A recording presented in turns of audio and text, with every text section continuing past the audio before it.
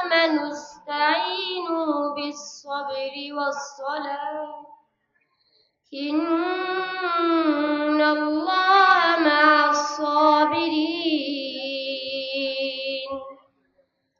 ولا تقولوا لمن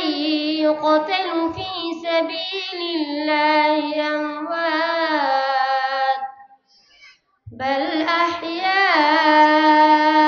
ولكن لا تشعرون ولنبلونكم بشيء من الخوف والجوع ونقص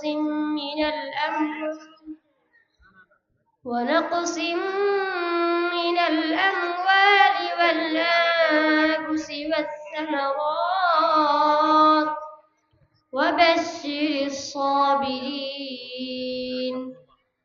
الذين إذا أصابتهم مصيبة قالوا إنا لله وإنا إليه راجعون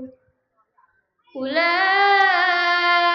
عليهم صلوات من ربهم ورحمة وأولئك هم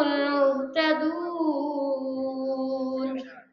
صدق الله مولانا العظيم السلام عليكم ورحمة الله وبركاته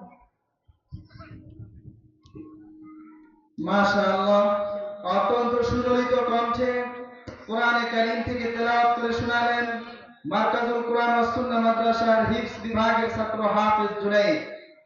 প্রিয় উপস্থিতি,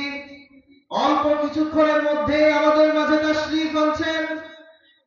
সারা বাংলার আলোড়ন সৃষ্টিকারী প্রখ্যাত ওয়াইজ,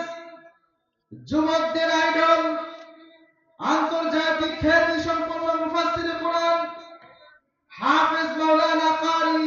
আব্দুর রহিম আল মাদানী দামাত বারাকাতুহু। হাফেজ মাওলানা কারি আব্দুর রহিম আল মাদানী সাহেব দামাত বারাকাতুহু